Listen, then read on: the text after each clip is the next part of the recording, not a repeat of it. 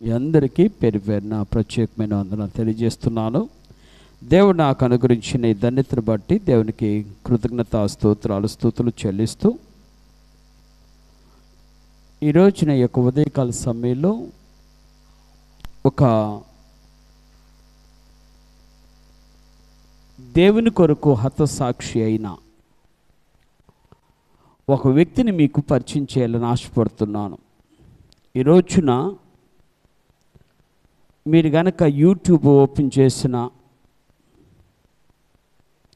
లేకపోతే WhatsApp open చేసిన,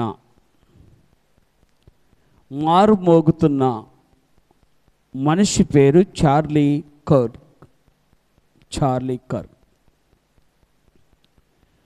ఈ రోజున ఆయన గురించి కొన్ని విషయాలు మాత్రమే మనం జ్ఞాపకం చేసుకొని మన జీవితానికి స్ఫూర్తి తెచ్చుకుందాం. మన జీవితంలో ఒక ఆలోచన కలిగి జీవించడానికి ప్రయత్నం చేద్దాం. మనం ఎంతకాలము భక్తి చేస్తామనేది కాదు, మన భక్తి ఎలాగుంటుందంటే నీటి మీద రాతలాగుంటుంది. ఒప్పుకున్నా ఒప్పుకోపోయినా, అంగీకరించినా అంగీకరించకపోయినా ఒక తప్పుడు కనిపిస్తుంది, ఒక తప్పుడు కనిపించదు కదా. కొంచెం సేపు కనిపించే భక్తి ఇంకా కొంచెంసేపటికి కనిపించదు. కానీ దేవుని బిడ్డలమైన మనము దేవునితో ఉండే సంబంధము, దేవునికి దగ్గరగా ఉండే సంబంధము, దేవుని సన్నిధిలో గడిపేటువంటి ఆ గొప్ప అనుబంధము, దేవుని రాజ్యమునకు వారసులు కావాలనే ఆశా సంకల్పము ఏదో ఒక దినాన మన జీవితంలో గొప్ప కార్యాన్ని జరిగిస్తుంది. ఇది మాత్రం పక్కా, ఇది నిజం. అందుకని ఈ యొక్క ఉదయకాల సమయంలో ఈ చార్లీ కర్క్ అనేటువంటి అతని పూర్తి పేరు Charles James Kirk. Okay, Charles James Kirk. అందరూ ఆయన్ని చార్లీ కర్క్ అంటారు, సింపుల్గా నిక్ నేమ్ లాగా. ఈయన ఒక ఉన్నతమైన కుటుంబంలో పుట్టాడు అంటానికి ఆశ్చర్యమే ఏమీ లేదు. ఎందుకంటే తల్లి బిజినెస్ చేసేది, తండ్రి మంచి ఆర్కిటెక్ట్, అంటే బిల్డింగ్లని ఇంటర్ డిజైనింగ్ అవి చేసేటువంటి ఒక మంచి మనిషి. ఈ రోజున అమెరికా దేశంలో ట్రంప్ టవర్ అనే ఒక టవరు నిర్మాణం చేసేటంలో ఆయన చాలా ప్రాముఖ్యమైన వ్యక్తిగా ఉన్నాడు. ఎవరు అంటే చార్లీ కిర్క్ గారు వాళ్ళ నాన్నగారు. ఓకే, అంత గొప్ప ఉన్నతమైన స్థితిలో ఉన్నవాడు. ఆ చార్లీ కిర్క్ అటువంటి కుటుంబంలో నుంచి వచ్చాడు. దాంతోపాటు దేవుని యందు భయభక్తులు కలిగి జీవించడం అలవాటు చేసుకున్నాడు. ఎప్పుడు అనే మాటను కనుక మనం ఆలోచన చేస్తే 19 సంవత్సరాల వయసులోనే ప్రభువు నమ్ముకొని, ఎప్పుడు 19 సంవత్సరాల వయసులోనే ప్రభువు నమ్ముకొని బాప్తిసం తీసుకొని ప్రభు కొరకు నేను ఏదో ఒకటి చెయ్యాలి అనే తపనతో తన జీవితాన్ని కొనసాగించిన వాడు చార్లీ కర్క్. జాగ్రత్తగా ఆలోచించండి. ఈ రోజున యవనస్తులు చెడిపోవడానికి కారణము ఏంటో చెప్పనా? యవనస్తులు చెడిపోవడానికి కారణము నేనైతే చెప్తాను, ఓపెన్గా చెప్తున్నా, మన బిడ్డలు చనిపోతున్నంటే కారణం మనమే. ఒప్పుకుంటారా? ఏమో మీరు ఒప్పుకోపోయినా వాళ్ళు బాగుపడుతున్నారన్నా కూడా కారణం మనమే. వారు అభివృద్ధిలో ఉన్నారంటే కారణం మనమే. వారు ఆశీర్వదించబడ్డారు అంటే కారణం మనమే. ఈవెన్ వారు చెడిపోయారంటే కారణం కూడా మనమే. మన లోపమే. ఎందుకు ఈ విషయం చెప్తున్నా అంటే భక్తిగా పెరుగుతున్న కుటుంబాల మీద సాతానుడు భయంకరంగా దాడి చేస్తున్నాడు. భక్తి జీవితంలో నుండి మనుషులను, భక్తులను బయటికి నడిపించాలని, భక్తిహీనులుగా చేయాలని తాపత్రపడుతున్నటువంటి లోకంలో మనం బ్రతుకుతున్నాం. అందుకని ఈ ఉదయకాల సమయంలో చేతులెత్తి చెప్తున్నా, యవనస్తులారా, యెహోవాను నమ్ముకొనుట మీకు మేలు, యెహోవాను ఆశ్రయించుట మనకు మేలు. ఎందుకంటే ఇక్కడున్న 90 సంవత్సరాల వాళ్ళు కూడా దేవుని దృష్టిలో యవనస్తులే. అర్థమవుతుందా? వయసు పెరిగినంత మాత్రాన ముసలోళ్ళం కాదు. ఎందుకు చెప్పనా, నీ యవ్వనము కృతదగినట్లు దేవుడు ఎప్పటికప్పుడు ఆయన మేలులతో తృప్తిపరుస్తున్నాడు. అందుకని ఈ యొక్క ఉదయకాల సమయంలో చార్లీ కర్క్ చిన్నతనంలోనే నేను దేవుని రాజ్యమును చూడాలి, దేవుని రాజ్యమునకు వారసులు కావాలి, దేవుని మహిమను చూడాలి, దేవుని యొక్క మహిమ రాజ్యములో ఒక దినాన నేను కూడా ఉండాలి, దేవుని యొక్క మేలులు పొందాలి అని ఆశించి అద్భుతమైన జీవితాన్ని జీవించిన వాడు చార్లీ కర్క్.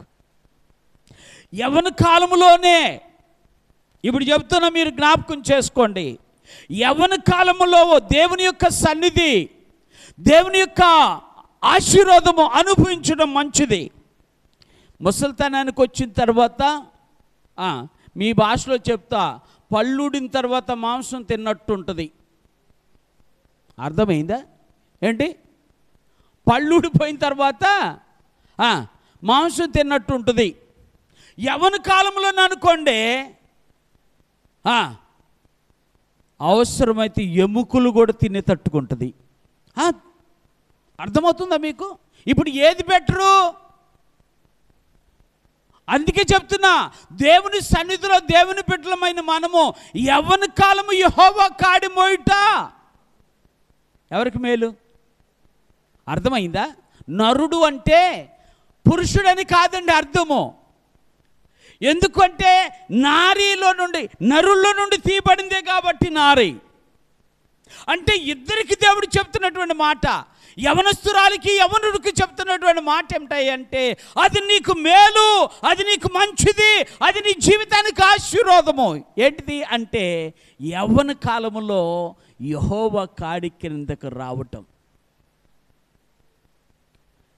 యవ్వన కాలంలో ఎవరైతే యెహోవా కాడి కింద ఉంటారో, యవ్వన కాలంలో యెహోవా కాడి మోస్తారో, యవ్వన కాలంలో యెహోవా కాడిని అనుభవిస్తారో, ఈ రోజున రాసుకోండి, వారి జీవితము రాబోయే దినాల్లో ఆశ్చర్యకరంగా మార్చబడుతుంది, అద్భుతంగా మార్చబడుతుంది, ఆశీర్వాదమునకు కారకుని చేస్తుంది. ఎందుకంటే యవ్వన కాలమే, బైబిల్లో చెప్పిన మాట కూడా మీకు జ్ఞాపకం చేస్తా, యవ్వన కాలము యెహోవా. మనము ఎంతోమంది ఆలోచించే విషయం ఏంటంటే, యవనస్తులారా మీరు బలవంతులు అన్నాడు దేవుడు. ఎవరు మీరు? ఇప్పుడు ముసలివాళ్ళని ఏదన్నా పని చేయమంటే ఎంత కష్టమో. ఎందుకు ఈ విషయం చెప్తున్నా అంటే, చార్లీ కర్క్ అనేటువంటి ఈ గొప్ప మనిషి చిన్నతనంలో నుండి దేవుని యందు భయభక్తులు కలిగాడు. ఒక మంచి వయసు వచ్చిన తర్వాత 19 సంవత్సరాలకి నేను ఏదో ఒక విధంగా దేవుని కొరకు పని చేయాలనుకున్నాడు. దేవుని స్తోత్ర, పని చేయాలనుకున్నాడు. మనం అనుకుంటామా, ఈ యవనస్తుడికి ఏమి వస్తుంది? ఒక విషయం చెప్పనా, ఇక్కడున్న ఈ యవనస్తుల కంటే తక్కువ చదువుకున్నవాడు, just college dropped out person, intermediate చదువుతూ ఆగిపోయాడు. మనము ఇంటర్మీడియట్లు దాటిపోయాం, డిగ్రీలు దాటిపోయాం, పీజీలు దాటిపోయాం కదా. కానీ మనం చేయలేనిది, ఆఫ్టర్ ఆల్ అని పిలిపించుకునే ఇంటర్మీడియట్ కుర్రాడు చేశాడు. మనం చేయలేనటువంటి దేవుని పని ఇంటర్మీడియట్ డ్రాప్ అవుట్ అయినటువంటి ఒక కుర్రవాడు చేశాడు. అనుకున్నాడట, మా అమెరికా దేశాన్ని ఒక మహా గొప్ప దేశముగా మార్చాలి.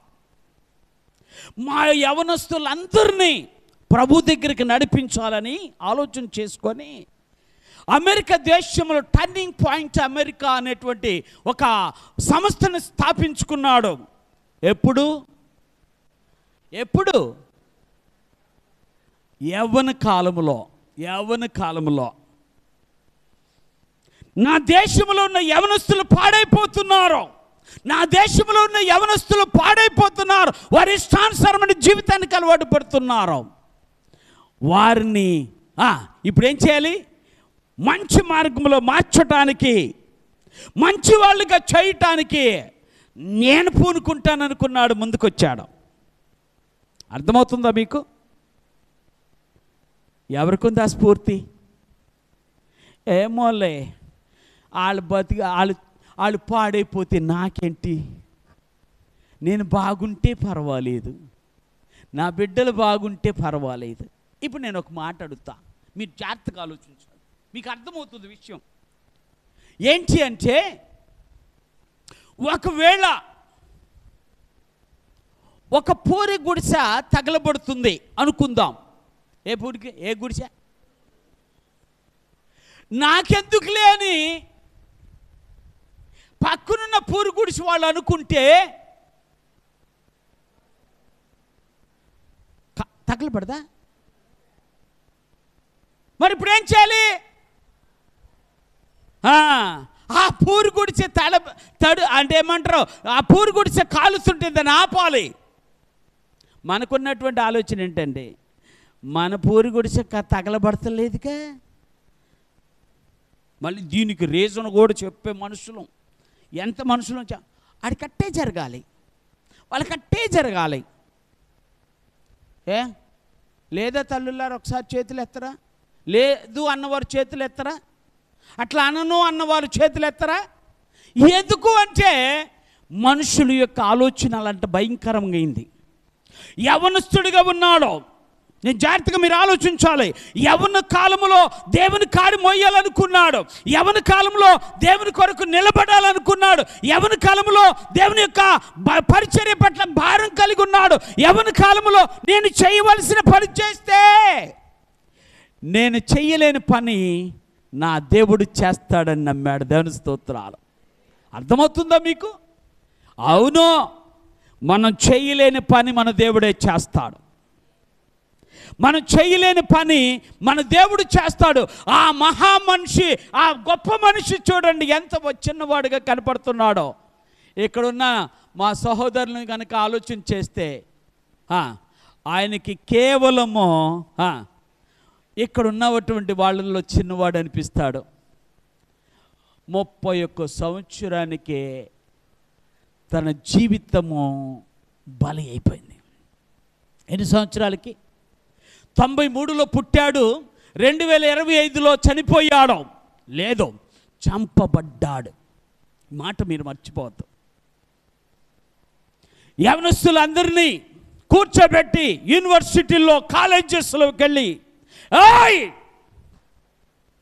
నేను చెప్పే దేవుడి గురించి మీకు చెప్తున్నా, మన దేశం పాడైపోతుందనే బాధతో చెప్తున్నా, మన దేశము ఈ భయంకరమైనటువంటి వ్యసనాలకు బానిస అవుతున్న యవనస్తులకు చెప్తున్నానని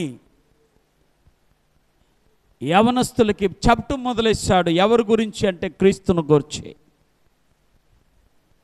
చెప్తున్నా. మీకు జ్ఞాపకం చేసుకోండి, మనకున్న బలహీనత ఎక్కడ కూర్చున్నా మన గురించే. లేదనుకుంటే మన గురించి 20% అయితే 80% ఎవరి గురించి?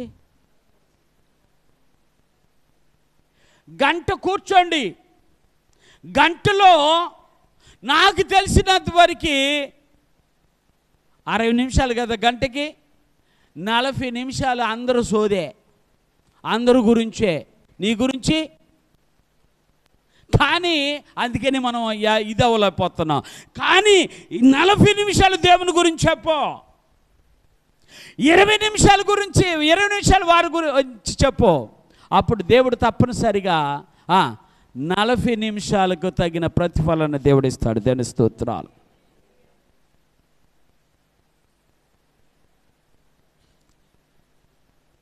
చదువు లేదు సరిగా, అంటే మనలాగా కాదు, డిగ్రీ లేదు. కానీ అనుకున్నాడు ఏదో ఒక విధంగా అమెరికాను మార్చాలి, అమెరికా యవనస్తులను మార్చాలి, ప్రభు దగ్గరికి నడిపించాలి. మన దేశం అమెరికా దేశం అంటే క్రీస్తుకు నిజమైన రక్షణ దేశము అని చెప్పాలి అనుకున్నాడు. ఈవెను ట్రంప్ను గెలిపించడానికి కూడా ఏమాత్రం వెనుకాడలా. అందరితో వెళ్ళాడు, అందరితో మాట్లాడాడు, అందరికి ఉన్న సమస్యల గురించి విన్నాడు, ఆ సమస్యలకు సాల్వ్ చేయడానికి ప్రయత్నం చేశాడు. ఆ సమస్యలో ఈ విధంగా వెళితే ఈ సమస్య నుండి బయటపడతామని చెప్పి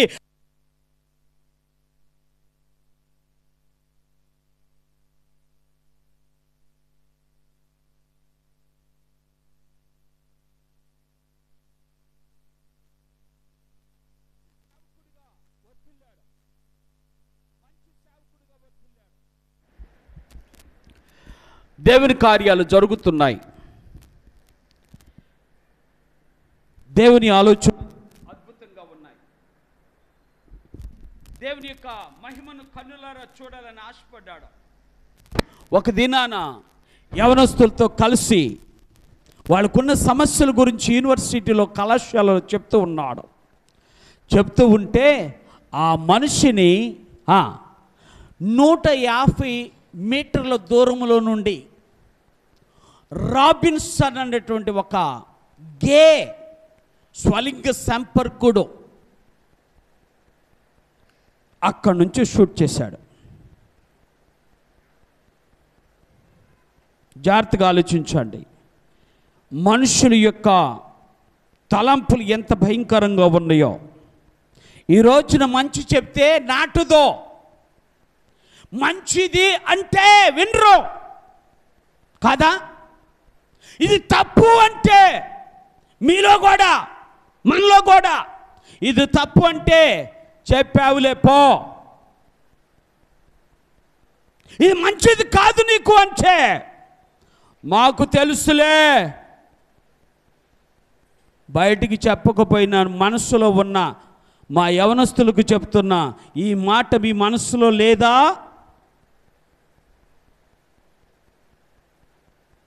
మా అయ్యే చెప్పలేదు నువ్వేంటిలే అన్న వాళ్ళు లేరా? బోవ పెట్టే అయ్య చెప్తలా మా గురించి, నువ్వెవరు అయ్యా అన్న వాళ్ళు లేరా? ఆయన అన్నాడు, అయ్యా ఇది మనకు తగదురా అన్నాడు. ఏంటి తగదు? ఇటువంటి వ్యసనపూరితమైనటువంటి కార్యాలు తగవు. స్త్రీలకు చెప్పాడు, యవనస్తులకు చెప్పాడు, అమ్మా అబార్షన్ చేయించుకోకూడదు, అది మంచిది కాదు, అలాంటి స్థితికి దిగజారకూడదు మీరు. మగోళ్ళు విచ్చలతనము, ఆడోళ్ళు విచ్చలతనము, ఇది పనికిరాదు అని చెప్పాడు. అది గమనించిన, అది విన్న ఈ మనిషి రాబిన్సన్ భయంకరంగా అక్కడే ఉన్నవాడే వెళ్ళి ఆయన భయంకరంగా షూట్ చేశాడు. ఆ మనిషే ఆ రాబిన్సన్. వాడి వయసు ఎంతో తెలుసా? 22 సంవత్సరాలు. చూసారా యవనస్తులు ఎందుకు పాడైపోరు? ఎందుకు పాడైపోతున్నారు? యవనస్తులు ఎందుకు పాడైపోతున్నారు? ఎందుకు చెప్పరా? ఎందుకు పాడైపోతున్నారు? మా అయ్య చెప్పాడు ఒక సామెత, ఏమనంటే చెప్పకయే చెడిపోయారు అని. చెప్పేవారు లేరు ఆ రోజుల్లో. నేను చెప్తున్నానమ్మా, ఆ రోజుల్లో చెప్పేవారు లేరు. కారణం ఏంటో తెలుసా? వాళ్ళకి చదువు లేదు, వాళ్ళకి విద్య లేదు, వాళ్ళు ఏ పని స్కూల్కి వెళ్ళే అవకాశం కూడా లేదు. కానీ ఆ రోజుల్లోనే బాగున్నారు కాదా? ఆ రోజుల్లోనే బాగున్నారు. వాళ్ళు తిన్నదే బాగుంది, వాళ్ళు ఉన్న పూరి గుడిసే బాగుంది. కుటుంబం అంతా కలిసి పూరి గుడిసెలో కూర్చొని తినేవారు. ఈ రోజున కుటుంబాల్లో సమాధానం లేదు. ఎందుకు? చెప్పేవారు లేరు. ఒకవేళ ఉన్నా కూడా వినేవారు లేరు. కాదంటారా? యవనస్తులారా, దేవునికి లోబడితే మీరు ధన్యులవుతారు. దేవుని మాట వింటే మీరు ధన్యులవుతారు. దేవుని కాడి కిందకు వస్తే మీరు ధన్యులవుతారు. మీరు దరిద్రులు అవ్వాలని కోరుకుంటున్నా సేవకుడుగా, మీరు దీవించబడాలని కోరుకుంటున్నా, దేవుని మాటకు లోబడండి. దేవుని మాటకు లోబడండి. మీరు యవనస్తులు మీరే కాదు, మీరు కూడా, మనము కూడా దేవుని మాటకు లోబడితే మన జీవితాలు దీవించబడతాయి. దేవుని మాటకు లోబడితే మనము బ్రతుకుతాం. దేవుని మాటకు లోబడితే మన జీవితాలు ఆనందమయమైన జీవితాలుగా మార్చబడతాయి. అన్నం లేకపోయినా ఆనందంగా ఉంటాము. కాదంటారా? నా దేవుడు చెప్తున్నాడు. బట్టలు లేకపోయినా బలవంతులుగా ఉంటాము మనము. కారణం ఏంటో తెలుసా? మన దేవుడు బలవంతుడు. మన దేవుడు బలవంతుడు. అందుకే చెప్తున్నా యవనస్తులారా, అందుకే చెప్తున్న తల్లులారా, మన బిడ్డలను దేవుని మార్గంలో పెంచుదాం. దేవుని మార్గంలో పెంచుదాం. దేవుని మహిమను చూసేవారుగా పెంచుదాం. అందుకని ఈ ఉదయకాల సమయంలో చార్లీ కర్క్ అక్కడ 150 మీటర్లో ఉన్న ఆ రాబిన్సన్ కాల్చి చంపేశాడు. ఒక విషయం చెప్పనా? దేశం గగ్గోలు పెట్టింది. A single man change the world. ఒక చిన్న మనిషి ప్రపంచాన్ని మార్చాలనుకున్నాడు. అమెరికా దేశాన్ని మార్చాలనుకున్నాడు. అది అందరికీ తెలిసిపోయింది. కన్నీళ్లు కార్చని తల్లి లేదు, కన్నీళ్లు కార్చని యవనస్తుడు లేడు, కన్నీళ్లు కార్చని తండ్రి లేడు. తండ్రి అయితే బాధపడుతూ అంటాడు, ఎంత చిన్న వయసులోనే నా బిడ్డను తీసుకున్నావు, నేనేం పాపం చేశాను అనుకున్నాడు. చిన్న వయసు, 31 సంవత్సరము నిండు వయసు. కానీ ఆయన చనిపోయిన రోజున ఎంతమంది పరుగులు ఎడుతున్నారో, ఎంతమంది ఆయన కోసమో దేవుని సన్నిధిలో గడపాలి, ఆయన గురించి నివాళులు అర్పించాలేనని ఎంతమంది కదులుతున్నారో చూడండి. ఎంతమంది కదులుతున్నారో చూడండి. ఈరోజు నేను ఎందుకు ఈ విషయం చెప్తున్నా అంటే, నేను అనుకుంటాను, ధనం సంపాదించావా అది నీ వెంట రాదు. ఆస్తులు సంపాదించుకున్నావా తప్పు లేదు, కానీ అవి నీతో రావు. ఒక మాట చెప్తాను, నిజమైన సంపద ఏంటో చెప్పనా? నిజమైన సంపద ఇవి కాదు. నిన్ను మోయటానికి 4 వచ్చేవారు కావాలి. నీ పక్కన, నీ శవం పక్కన కూర్చొని ఏడ్చేవారు కావాలి. ఎవరు కావాలి? ఎవరిని సంపాదించుకుంటున్నావో, ఏం సంపాదించుకుంటున్నావో నాకు తెలియదు, కానీ వీళ్ళని సంపాదించుకుంటే నువ్వు ధన్యులవు, నువ్వు ధన్యుడవు, నీకు మేలు కలుగుతుంది. ఎవరిని సంపాదించుకుంటే? నా కోసం ఏడ్చేవారు కావాలి. పూడ్చేవారు ఎవరైనా దొరుకుతారు. చెప్తా, చేతులెత్తి చెప్తా, పూడ్చేవారు ఎవరైనా దొరుకుతారు. ఇంకా మనం కనుక ఆలోచన చేస్తే మోసేవారు కూడా దొరుకుతారు. కానీ ఎవరు దొరకరు? దొరుకుతారా? ఏడుస్తారా? ఈరోజు చెప్పనా, దరిద్ర లోకం ఇది. సొంత వారే కన్నీళ్లు పెట్టలేకపోతున్నారు. ఎవరండి?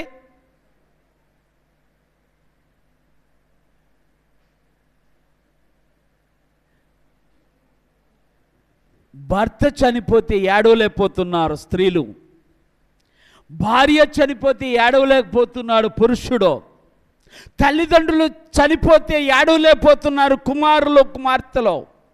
కానీ వాళ్ళకి ఏం కావాలో తెలుసా? నువ్వు సంపాదించింది కావాలి.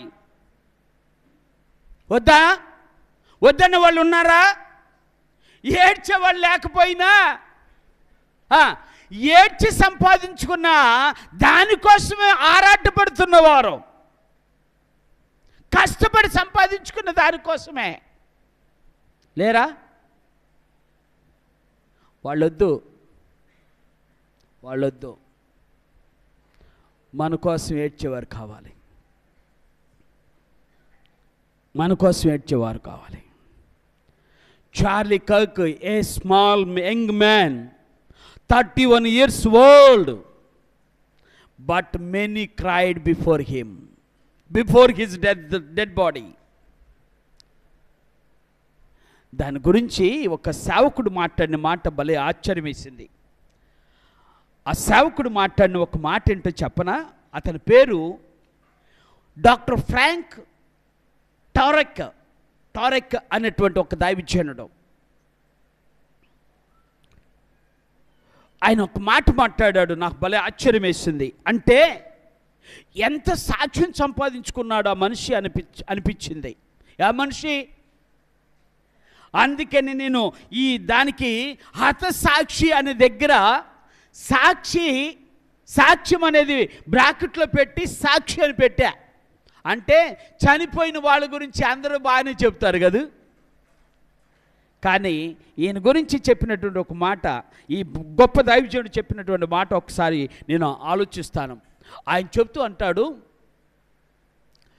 ఆయన పరలోక రాజ్యంలో ఉన్నాడు. కారణమో ఆయన ఒక మంచి తండ్రి అనే ఉద్దేశంతో కాదు, ఒక మంచి భర్త అనే ఉద్దేశంతో కాదు, ఒక మంచి సేవకుడైన ఉద్దేశంతో కాదు. ఆయన ప్రభు కొరకు ప్రాణాలు అర్పించాడు, పరలోకంలో ఉన్నాడని ఆ ఉద్దేశంతో కాదట.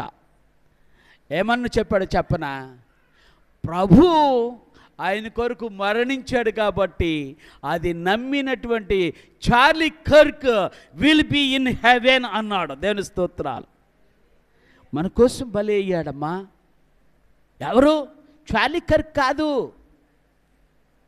ఎవరు? యేసయ్య బలి అయ్యాడు. ఎందుకు బలి అయ్యాడో? నిన్ను పరలోకం చేర్చడానికి, నిన్ను పరలోక రాజ్య వారసునిగా చేయటానికి, నీకు పరలోక రాజ్యంలో స్వాస్థ్యం ఇవ్వటానికి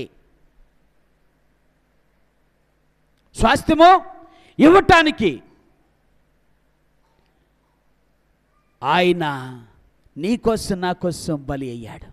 ఎవరు? Not Charlie Kirk, but Jesus Christ. యేసుక్రీస్తు ప్రభు నీ కొరకు ప్రాణం అర్పించాడు. ఎవరు చేయలేదా అంటే చేయలే. ఎవరు ప్రాణం అర్పించలా? నీకోసం నా ప్రాణం ఇస్తాను అని చెప్పేవాళ్ళు తప్ప ఎవరు లేరు. నువ్వంటే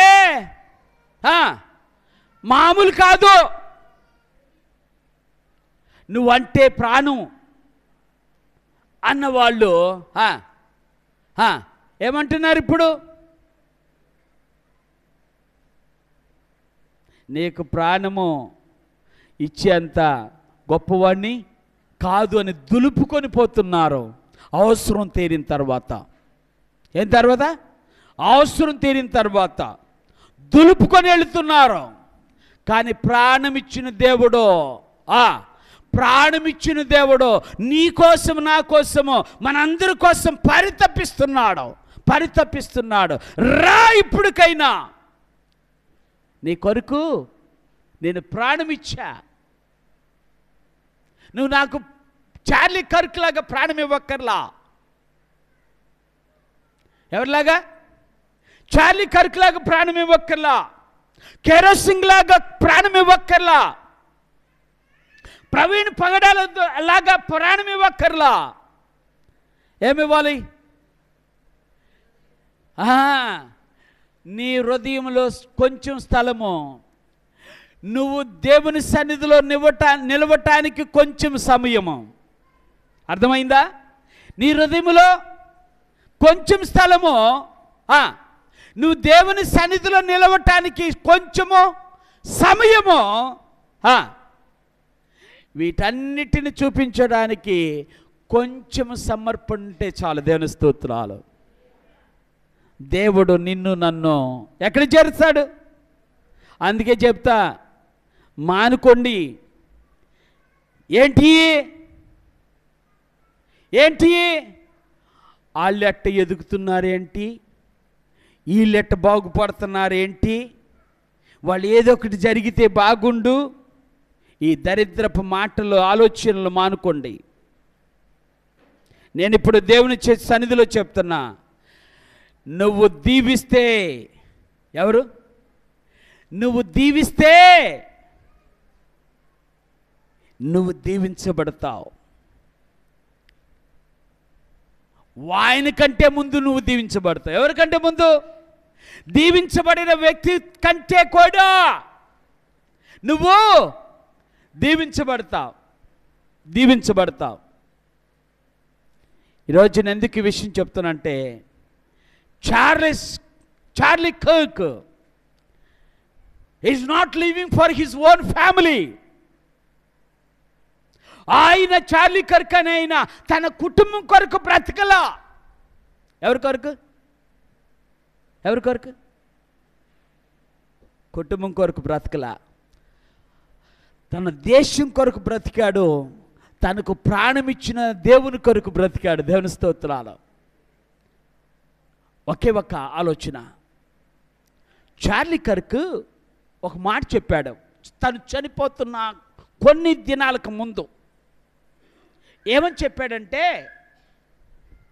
నాకు భలేగా అనిపించింది ఆ మాట. ఏమన్నాడంటే, I know I will die. నేను ఒక రోజున చనిపోతాను, కానీ నా గురించి ఆడవద్దు. ఒకవేళ ఆ దినం వస్తే, నేను చనిపోయే దినం వస్తే, నేను చిరునవ్వుతో చనిపోవాలనుకుంటున్నాను అన్నాడు. దేవుని స్తోత్రాలు. నవ్వుతూ చనిపోవాలి. ఎట్లా? అందరూ భయంతో చచ్చిపోతారు, ఇంకా బాధతో చచ్చిపోతారు. ఏడుస్తూ చనిపోయిన వాళ్ళు ఎవరిని చూడలేదా? చాలా మందిని చూసా నవ్వుతూ చనిపోయారు. మళ్ళీ ఇక్కడ మీరు పెద్దోళ్ళు ఏమనుకోమాకండి, అయ్యగారికి ఇవన్నీ తెలుసు అనుకోవద్దు. అందుకని ఒక ఆయన ఒక పాట రాశాడు. అర్థమైందా? ఆ పాట, నవ్వుతూ బ్రతకాలిరా తమ్ముడు, నవ్వుతూ. అబ్బో మాకేం తెలియదు అన్నట్టు పెట్టారు మొక్కాలు. ఇవన్నీ నాకు తెలుసు, మీకు తెలుసని నాకు తెలుసు. ఎలాగ బ్రతకాలి, ఎలా చావాలి, అది దేవునిలో ఉంది. దేవుని స్తోత్రాలు. దేవుడు ఒక్కడే చేయగలుగుతాడు. ఆ నవ్వుతూ బ్రతికే జీవితము దేవుడు ఒక్కడే ఇవ్వగలుగుతాడు. నా యేసయ్య ఒక్కడే ఇవ్వగలుగుతాడు. నవ్వుతూ చచ్చిపోయే స్థితిని కూడా నా యేసయ్య ఒక్కడే ఇవ్వగలుగుతాడు. ఇప్పుడు ఎవరు గొప్ప? నా యేసయ్య ఎప్పుడు గొప్పే. మనం కాదు గొప్ప, మన యేసయ్య గొప్పవాడు. అందుకే చెప్తున్నా, నేను చనిపోయే సమయం నాకు వస్తే నేను చిరునవ్వుతో చనిపోతాను. ఎట్లా? ఎవరన్నా మాట చార్లీ కర్క్ అంటున్నాడు, చిరునవ్వుతో చచ్చిపోతా అంటే, I never fear of the death.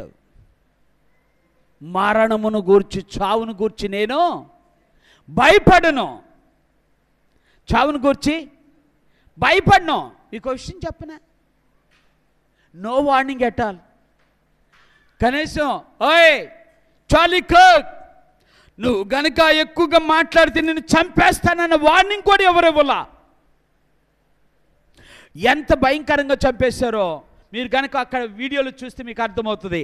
ఆయన ఒక మీటింగ్లో కూర్చొని యవనస్తులతో మాట్లాడుతూ ఉన్నాడు. యవనస్తులతో మాట్లాడుతూ వాళ్ళ సమస్యల పరిష్కారం చేస్తూ వారికి ఉన్నటువంటి ఆలోచనలు తెలియజేస్తూ అలాగ కూర్చొని మాట్లాడుతున్నాడు. మైక్ చేతిలో ఉంటుంది, ఆయన కుర్చీలో కూర్చొని ఉంటాడు. చాలామంది యవనస్తులు చుట్టూ ఉంటారు. వాళ్ళతో మాట్లాడుతూ ఉంటే ఆయన ఇక్కడ షూట్ చేశారు. కరెక్ట్గా ఇక్కడ షూట్ చేస్తే రక్తం బయటకు వచ్చేసింది. అక్కడే కుప్పకూలి చనిపోయాడు.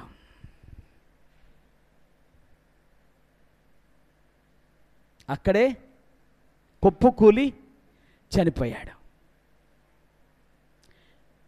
మనకు కొంతమందికి ఒక ఆలోచన ఉంటుంది, ఏంటో తెలుసా? అదేంటి దేవుని మందిరంలో చనిపోయాడు, ఎక్కడ ప్రార్థనలు చేస్తున్నప్పుడు చనిపోయాడేంటి? ఎంత కీడు చేసి ఉంటాడు, ఎంత ఎక్కడ చనిపోయాడు అనరా అంటున్నా. అదేంటి చావు ఇంట్లో ఉంటే వస్తుందా? చావు ఇంట్లో ఉంటే వస్తే, అయ్యా చావు ఇంట్లో ఉంటే వస్తే ఇక పనికి వెళ్ళే పనిలే, ఇంట్లోనే. చావు నడుస్తుంటే వచ్చిందా? తెలియదు. చావు మందిరంలో ఉంటే వచ్చిందా? తెలీదు. చావు మందిరం నుంచి వెళుతుంటే ప్రార్థన చేసుకొని వెళుతుంటే వచ్చిందా? తెలీదు. కానీ one thing I know, my lord has decided the day of my death. నా దేవుడు నా మరణ దినమును ఆల్రెడీ ఏం చేశాడు? నిర్ణయించేశాడు. ఆ దినాన్ని నేను నడుస్తా చనిపోతాను, కూర్చొని చనిపోతాను, పడుకొని అలానే చనిపోతాను, తెలీదు. అందుకనే దీని గురించి ఆలోచిస్తొద్దు. మళ్ళీ ఇప్పుడు చెప్పానుగా, అమ్మో పాస్టర్ గారు ఇటు చెప్పారు, నేను ఎట్టు చనిపోతాను అని దిగులు పడద్దు, దండం పెడతా. ఆయన మన మనుషులు కాదు. ఏంటి ఇట్ట అన్నాడు ఈ మనిషి? నడిచేటప్పుడు కూడా చనిపోతారంట, కూర్చున్నా చనిపోతారంట, పడుకుంటే చనిపోతారంట. ఇట్లాంటివి అనవద్దు, అనుకోవద్దు. ఏమనుకోవాలి చెప్పనా? నా దేవుడు నన్ను ఎప్పుడు తీసుకెళ్ళినా ఆయన రాజ్యంలో ఉంటాను. దేవుని స్తోత్రం. ఎక్కడ తీసుకెళ్ళినా, ఎలాగూ తీసుకెళ్ళినా నాకు మాత్రము నేను భయపడాల్సిన పని లేదు. నా దేవుడు నన్ను ఎలా తీసుకెళ్ళినా నేను మాత్రము ఆ దేవుని దగ్గర ఉంటా. దేవుని స్తోత్రాలు. ఎక్కడుంటా?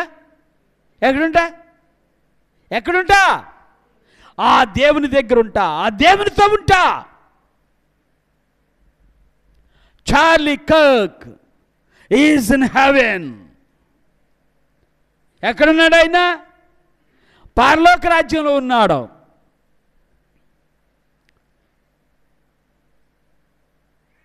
ట్రంప్ వయసు అంటే Donald Trump, the president of America,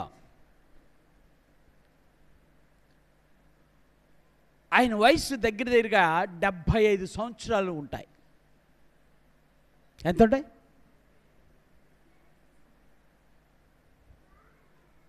Charlie Kirk వయసు ఎంత? 31 సంవత్సరం. డిఫరెన్స్ ఎంత?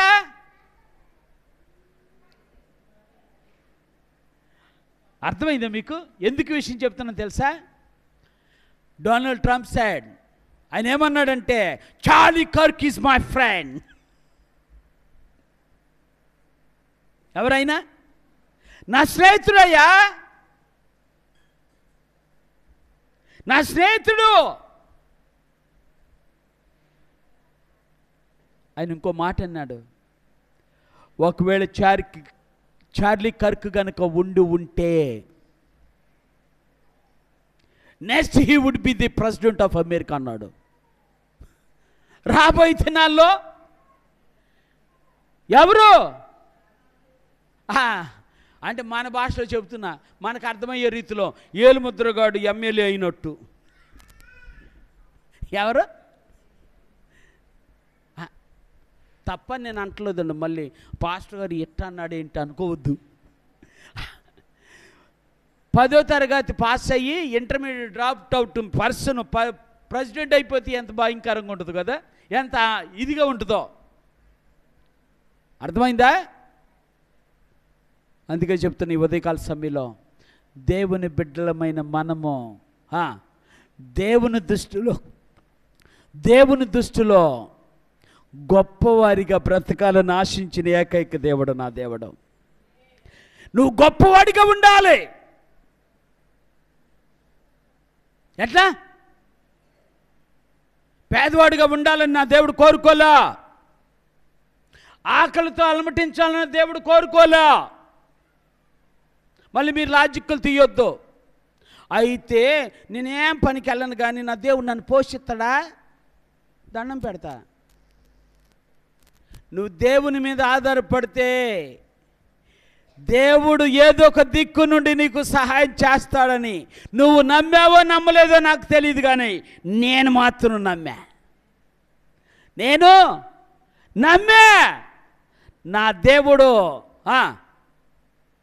నా దేవుడు కాకులముతో ఆహారం పంపించిన మహాగణుడు కాకులతో ఆహారం పంపించాడు.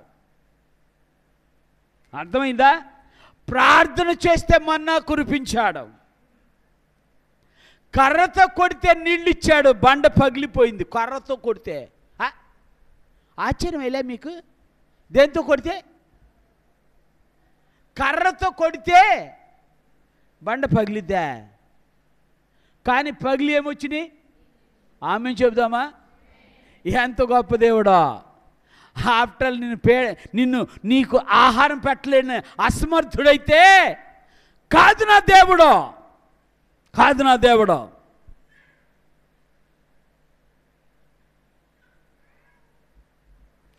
చార్లీ కర్క్ అంతమందిని సంపాదించుకున్నాడు. ఎంతమంది అంటే కొన్ని వేల మందిని సంపాదించుకున్నాడు. ట్రంప్ అంటాడు ఒక మాట భలే ఆశ్చర్యం వేసింది. ఆయన అన్న మాట, ఒక మాట నేను, he's not looking for money but for mission అన్నాడు. ఏంటంటే డబ్బు కోసము బ్రతకలా, దాన్ని చూడలా. దేన్ని చూశాడు? దేవుడు ఇచ్చిన పరిచర్యను చూశాడు. పరిచర్య భారమే ఉంది తప్ప ఏమి లేదు, డబ్బు మీద వ్యామోహం లేదు. కానీ విచిత్రం చెప్పనా, దేవుడు రెండు ఇచ్చాడు. దేవుని స్తోత్రాలు. పరిచర్య ఇచ్చాడు, ధనం ఇచ్చాడు.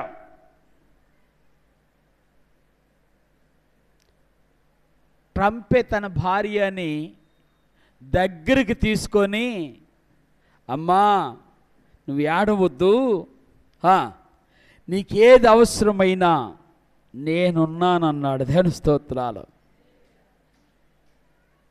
అర్థమవుతుందా?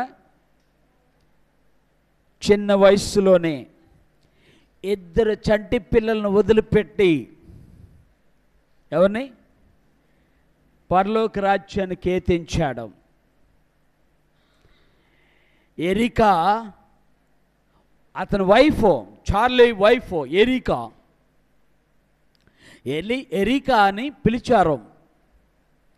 అమ్మా మీ భర్తను చంపినటువంటి అతన్ని మేము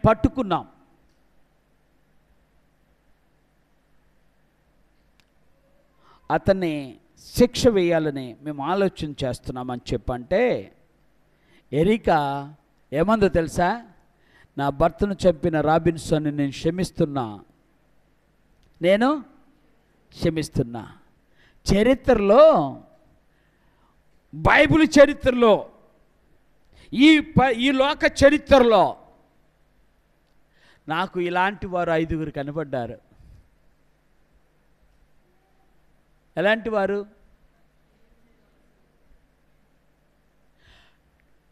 తనను చంపుతున్న వారిని కూడా క్షమించేవారు, చంపిన వారిని కూడా క్షమించేవారు 5.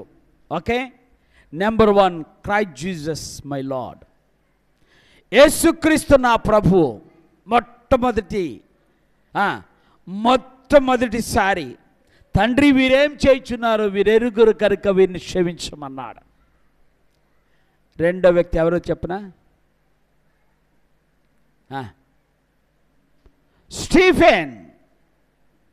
స్టెఫెన్ అన్నాడు. రాళ్లతో కొడుతుంటే, తండ్రి వీరేం చేస్తున్నారో వీరు తెలియదు, వీరిని క్షమించు అన్నాడు. మూడో వ్యక్తి గ్లాడిస్ స్టైన్స్. ఎవరు? ఒరిస్సా రాష్ట్రంలో Graham Staines wife Gladys Staines అంది, నీ భర్తను చంపిన Dhara Singh is caught by people, caught by the police. నీ భర్తను చంపిన దారా సింగ్ ఆయన పట్టుబడ్డాడు, ఏం చేయమంటావు అంటే, నేను క్షమిస్తున్నాను దారా సింగ్ని, ఆయన భర్తను చంపిన నేను క్షమిస్తున్నాను. Fourth person in history who said, that is called Praveen's wife, Praveen Pragadala wife, Jessica Pagadala. తను చెప్పింది, నా భర్తను చంపేసిన వారిని నేను క్షమిస్తున్నా. ఈ రోజున ఎరికా చెప్తుంది ఏమని అంటే, నా భర్తను చంపిన రాబిన్సన్ని నేను క్షమిస్తున్నా అని. ఇప్పుడు మీకేమర్థమైందో నాకు తెలియదు, కానీ నాకు ఒకటి మాత్రం అర్థమైంది. మన దేవుడు చెప్పిన భావజాలాన్ని, దేవుడు చెప్పిన ఆలోచనని వారి జీవితంలో ఆచరించారు. మనకి ఎంత కీడు చేస్తేనే 10 రూపాయలు ఎగ్గొడితే, దిగ్గొడితే కాదు, ఎగ్గొడితే 10 రూపాయలు అంటే ఎగ్గొట్టమని కాదమ్మో, మళ్ళీ దండం పెడతా. ఎగ్గొడితేనే ఇంటిలో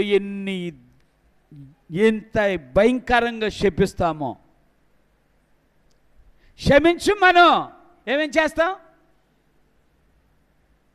నా సొమ్ము తీసుకున్నాడు బతుకుతుడట్టబా, నా కష్టార్జితం తీసుకున్నాడు ఏమన్నా అంతస్తులు కడతాడంటవా, ఆడ బతుకుతుడు ఆడు ఏంటి లేరా? దండం పెడుతున్నా. నువ్వు నమ్ముకున్న దేవుడు క్షమించేవాడు. ఆమేన్ చెప్దాం. నువ్వు నమ్ముకున్న దేవుడు క్షమించే హృదయం కలిగిన వాడు. నువ్వు నమ్ముకున్న దేవుడు క్షమించాలి క్షమించాలి అని చెప్పి చాటి చెప్పినవు దేవుడు.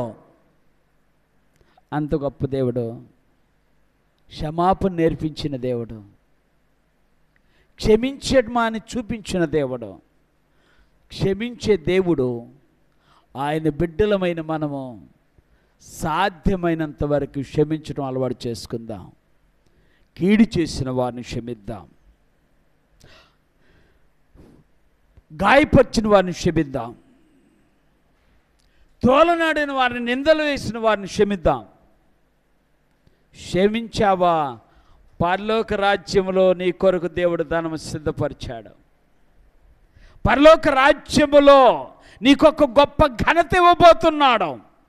అంత మంచి దేవుడు, నీవు ఆరాధించే దేవుడు. చివరి మాట, నాకు ఇంకొక ఆయన కూడా బాగా ఇష్టమైన మాట చెప్పాడు, ఆయన కూడా మీకు తెలియపరుస్తున్నా. ఆయన పేరు జాక్ పాస్బీ. He is a pastor. జాక్ పాస్బీ. ఆయన అంటాడు, అనేక మందిని దేవుని రాజ్యములో నడిపించిన గొప్ప వ్యక్తి, గొప్ప సేవకుడు చార్లీ కర్క్ అని చెప్తూ, sacrifice is a gift, it is the measure of the devotion of the people who believed in Christ Jesus అంటాడు. యేసుక్రీస్తు నమ్ముకున్న దేవుని యొక్క బిడ్డలకున్న నిజమైన భక్తికి నిదర్శనం ఏమిటంటే,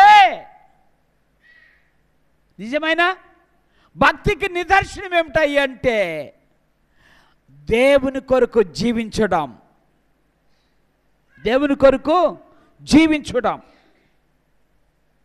ఆయన దేవుని రాజ్యానికి వారసుడైన సేవకుడు కారణం ఏంటంటే, ఆయన అనుకున్నాడంట, సాక్రిఫైస్ ఇస్ ఎ గిఫ్ట్. ఏంటిది అంటే బలియాగం అనేది బహుమానము. ఏంటిది? మనం ఏమనుకుంటా,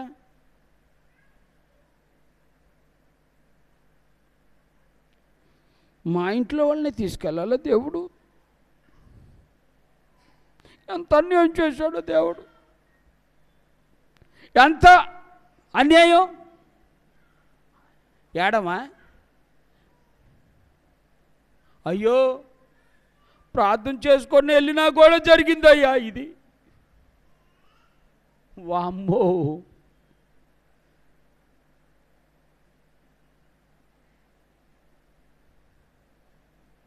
నాకేమనిపిస్తే తెలుసా, once the work that your God has given in this world has been finished. నాకేమనిపిస్తుంది అంటే, దేవుడిచ్చిన పని ఈ లోకంలో సంపూర్తి చేసావు, అందుకనే దేవుడు పిలిచాడు. సంపూర్తి చేయకపోతే దేవుడు పిలవడు. 31 సంవత్సరానికే తనువు చాలించిన ఒక తండ్రి తనయుడు చార్లీ కర్క్ చనిపోయాడు, చంపబడ్డాడు. కానీ దేవుని కృప వారికి అద్భుతంగా ఉంది. అందుకనే ఒక ఆయన చెప్తూ అంటాడు ఆ మీటింగ్లోనే, Charlie Kirk was not murdered but sacrificed అన్న. ఏంటంటే హత్య చేయబడలా. నాయన చూడాలి, ఏం చేయబడలా? మరి ఏం చేయబడ్డాడు? బలి అయ్యాడు. ఎవరి కోసం? దేవుని సేవకుడిగా బలి అయ్యాడు. దేవుని సువార్త నిమిత్తం బలి అయ్యాడు. సువార్త నిమిత్తం బలి. ఈరోజు నీ ఉదయకాల సమయంలో దేవుని చేత దీవించబడాలని ఆశపడే నీకు నాకు చార్లీ కర్క్ చెప్తున్న ఒక్క మాట ఏంటంటే, ఒక్క మాట, ఏమి జరిగిన దేవుని కొరకు బ్రతుకు చాలు. What ever happens live for the lord. ఏమి జరిగినా కూడా ఎవరి కోసం బ్రతకాలి? నిజంగా చెప్తున్నా, ఇప్పుడు మీరు జ్ఞాపకం చేసుకోండి, నువ్వు దేవుని కోసం బ్రతకడానికి ఇష్టపడితే దేవుడు నిన్ను, నీ కుటుంబాన్ని కూడా బ్రతికిస్తాడు. నిన్ను, నీ కుటుంబాన్ని బ్రతికిస్తాడు. కారణం ఏంటో తెలుసా? నా దేవునికి తెలిసిన ఒక సత్యం ఏమిటంటే, బ్రతికించడమే తెలుసు. ఎవరికి? బ్రతికించడమే తెలుసు. ఆయన ఏం తెలియదు? కీడు చేయడం తెలియదు, అబద్ధం ఆడటం తెలియదు, మోసం చేయడం తెలియదు, దగా చేయడం తెలియదు, చంపడం కూడా ఆయనకి తెలియదు. చంపడం కూడా. అందుకనే చిన్న ఉదాహరణ చెప్తా, మీకు అర్థమవుతాయి. గెత్సేమనే తోటలో పేతురు, యోహాను, యేసు ముగ్గురు కలిసి అరే అబ్బాయి మీరు ఇక్కడ ఉండండి, మేము వెళ్తున్నామని చెప్పి అంత దూరంలో వెళ్ళి ప్రార్థన చేసుకుంటామంటారు. అక్కడికి గుదిలు పట్టుకొని సైన్యం వచ్చింది. సైన్యం వస్తే దుష్టుడు ఉన్నాడు కదా, ఎవడాడు? యూదా ఇస్కరియోతు. వాడు అన్నాడు, ఇదిగో నేను ముద్దు పెట్టుకున్నాడే, మీరు పట్టుకోండి అన్నాడు. సడన్గా వచ్చి పట్టుకున్నారు. అప్పుడు కోపేద్రికుడు, ఉద్రేకపరుడు పేతురు కత్తి తీసుకొని నా ప్రభును పట్టుకుంటారా అన్నట్టుగా చంపేస్తానికి సిద్ధపడతాడు. ఆ చెవి తెగి కింద పడుతుంది. చెవి తెగి కింద పడుతుంది. ఆఫ్కోర్స్ యేసుక్రీస్తు అతికిస్తాడు. అప్పుడు యేసుక్రీస్తు అన్నాడు, పేతురు కత్తిని వరలో పెట్టుకో, నేను సెలవిస్తే నా తండ్రి సేనను పంపిస్తాడు. ఎవరిని పంపిస్తాడు? గొప్ప సైన్యాన్ని పంపిస్తాడు. కానీ నా దేవునికి యేసయ్య చనిపోవటం ఇష్టము. ఆయన చనిపోవటం వలన మనకందరికి కలిగిన ఒక అద్భుతమైనటువంటి లాభము ఈ రోజున మనమందరం ఇక్కడ కూర్చుంటాం. మనమందరం ఇక్కడ కూర్చొని ఆరాధించుదాం. ఈ భాగ్యము దేవుడు మనకి అనుగ్రహించాడు. ఆ భాగ్యాన్ని తుది వరకు, కడ వరకు, యేసుక్రీస్తు రాకడ వరకు, యేసుక్రీస్తు దగ్గరికి మనం చేరే వరకు ఆ బాధ్యతను కొనసాగిద్దాం. ఆ ప్రభు దీవెన మనకు నిండారా దేవుడు దయచేయనుగాక. చిన్న ప్రార్థన చేసుకుందాం ఈ ఉదయకాల సమయంలో. అయ్యా, ఒక్కసారి చార్లీ కర్క్ జీవితం ద్వారా మాతో మాట్లాడావు. ఆయన గురించి అనేక మంది సాక్ష్యం చెప్పారు. ఆయన హతసాక్షే కాదు, ఆయన సాక్ష్యము నిలుపుకొనిన సేవకుడు. ఈ రోజున మేము బ్రతికినంత కాలము నీతో ఉండే బ్రతుకు, నీతో గడిపే జీవితము, నీతో ఉండే మనసు మాకు దాయిచ్చే అని ప్రభు సన్నిధిలో చిన్న ప్రార్థన చేద్దాం. పరిశుద్ధుడు అని తండ్రి, పరమందు ఆశీర్వాదాన్ని స్తోత్రాలు. ఈ ఉదయకాల సమయంలో చార్లీ కర్క్ ద్వారా మాతో మాట్లాడిన శ్రేష్టమైన మాటలు ప్రభువా, అయ్యా, మిషన్ ముఖ్యం, మనీ కాదు.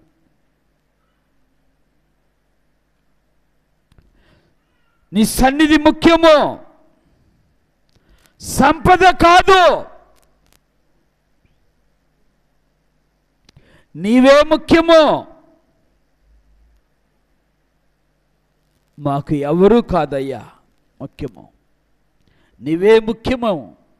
నీతో గడిపే జీవితము, నీలో నిలిచే జీవితము, నీ సన్నిధిలో నిలబడేటువంటి జీవితము మాకు దాయిచ్చే, మాకు సహాయం చే. యేసు నామమున ప్రార్థించాడు వేడుకుంటున్నాను పరమ తండ్రి. ఆమేన్. హల్లెలూయా, హల్లెలూయా, హల్లెలూయా. ఒక పాట పాడుతుండగా కానుకలు సమర్పించు.